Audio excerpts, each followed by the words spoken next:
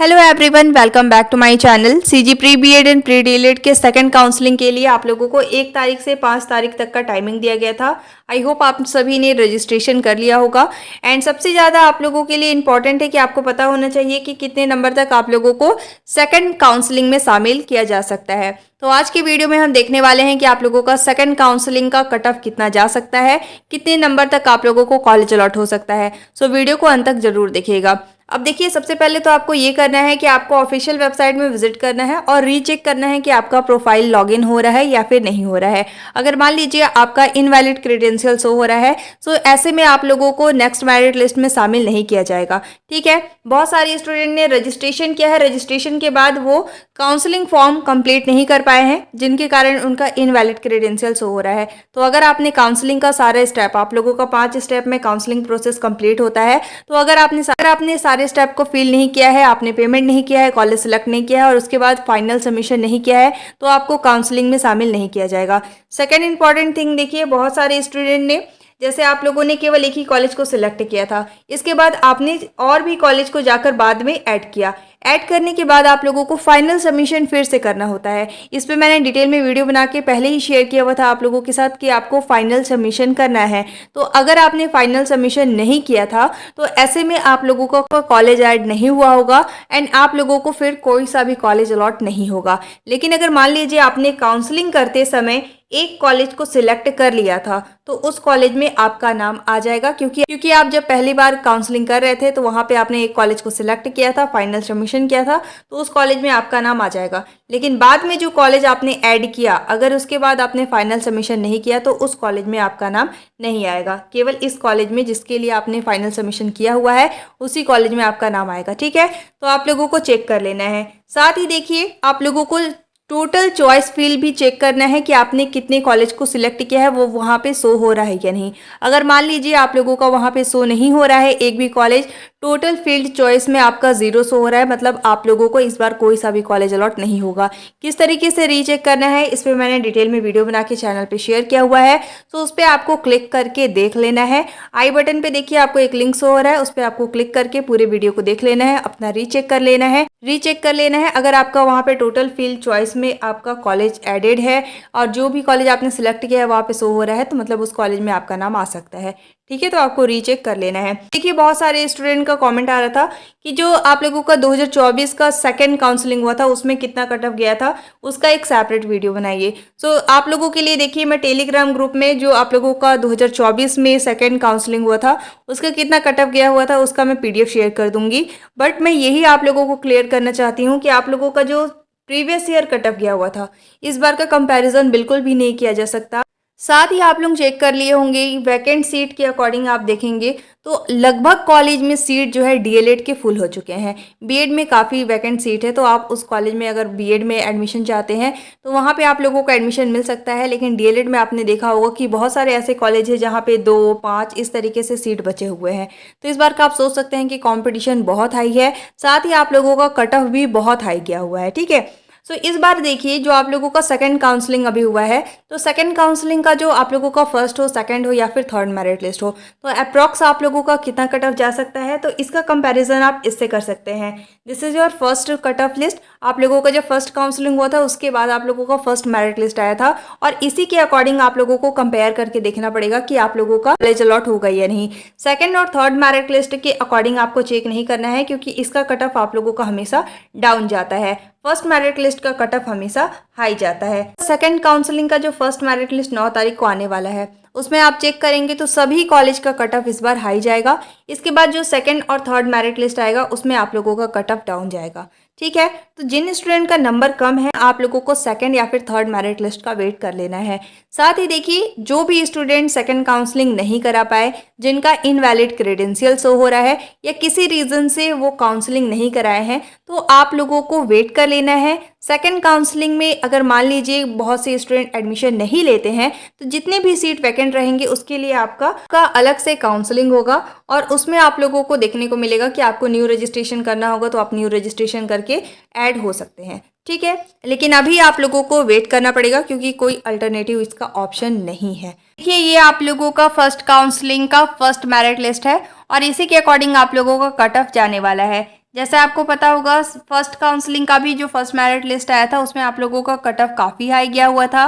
Second और third merit list का cut off काफ़ी आप लोगों का डाउन गया हुआ था। इवन आप लोगों का कोरिया में 60 नंबर तक जनरल स्टूडेंट को आप लोगों को कॉलेज अलॉट कर दिया गया था गवर्नमेंट कॉलेज में। ठीक है, तो आप लोगों का जो थर्ड मेरिट लिस्ट है उसमें आप लोगों का डाउन कट ऑफ जाता है। अब यहाँ पे देखिए ये आप लोगों का फर्स्ट मेरिट लिस्ट है और इसी के अकॉर्डिंग आप लोगों का नंबर जाने वाला है। इस बार का कट ऑफ भी सेम आप लोगों का अप्रॉक्स में जाने वाला है। जैसे देखिए ये आप लोगों का अपोलो कॉलेज है, यहाँ पे देख सकते हैं ओबीसी के लिए आप लोगों का ओपनिंग स्कोर 64 है, क्लोजिंग स्कोर 64 है। तो आप लोग एक आइडिया लगा सकते हैं कि आप लोगों का नंबर अगर 60 तक है तो आप लोगों को अपोलो कॉलेज में एडमिशन मिल सकता है।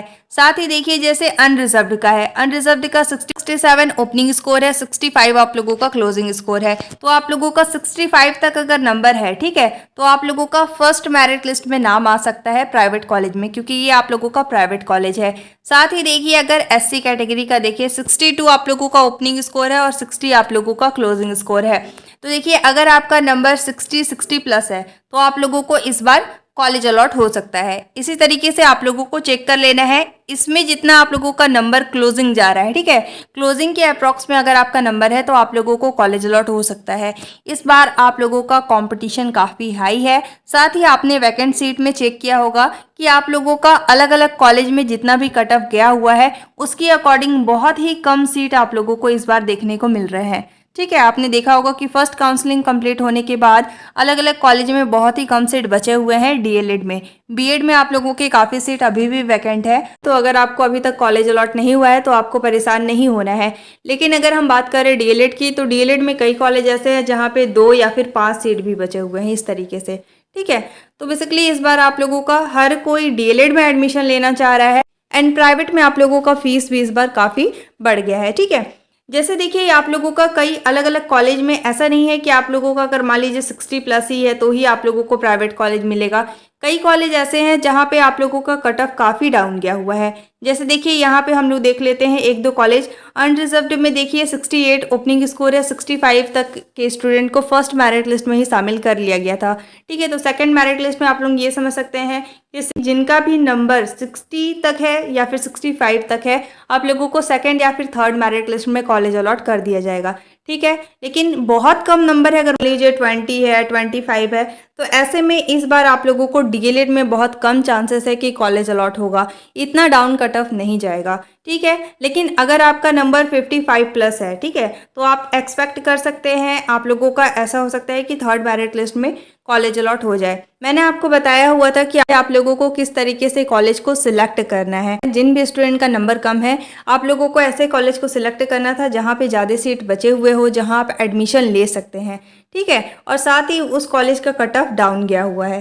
ठीक है, तो उस कॉलेज को आप लोगों को यहाँ से सिलेक्ट करना था। बेसिकली डिपेंड करता है आपने जो कॉलेज सिलेक्ट किया होगा उस कॉलेज का कट ऑफ जैसा जाएगा उस अकॉर्डिंग आप लोगों को कॉलेज अलॉट होगा। ठीक है, अब देखिए कॉलेज कैसे अलॉट होता है। जैसे मान लीजिए आपने क्रिस्ट कॉलेज और college of education, Columbia college, DP Vipra college को सिलेक्ट किया हुआ है।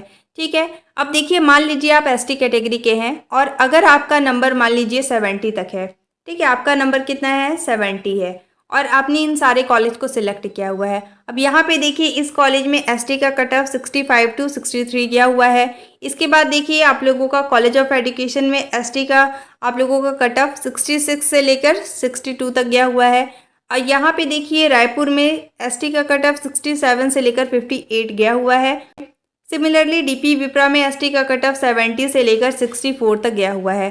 अब आपका नंबर कितना है, 70 है, तो देखिए इसमें आप लोगों का डाउन कट ऑफ गया हुआ है 70 से, और साथ ही सेकंड नंबर वाले में भी 66 से लेकर 62 तक गया हुआ है।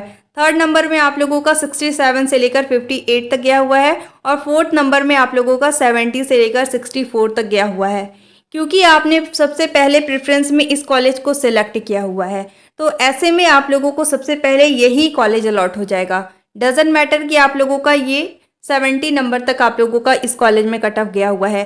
सबसे पहले आपने जो भी कॉलेज सिलेक्ट किया हुआ है उस कॉलेज का कट ऑफ अगर आपसे कम गया हुआ है आपके नंबर से, जैसे आपका नंबर 70 है और इस कॉलेज का नंबर डाउन गया हुआ है 65 से, वहाँ पे एडमिशन ले रहे हैं, तो आप लोगों को यही कॉलेज अलॉट कर दिया जाएगा।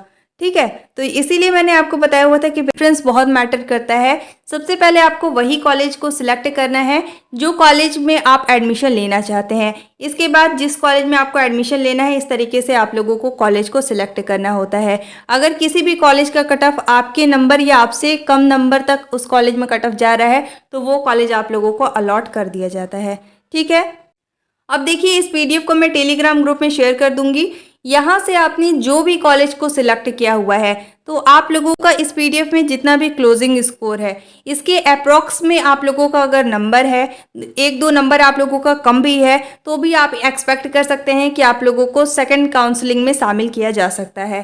ठीक है, साथ ही देखिए 9 तारीख को आप लोगों का सेकंड काउंसलिंग का फर्स्ट मेरिट लिस्ट आएगा और ये ओनली आप लोगों का दावा आपत्ति के लिए ये लिस्ट जारी होने वाला है।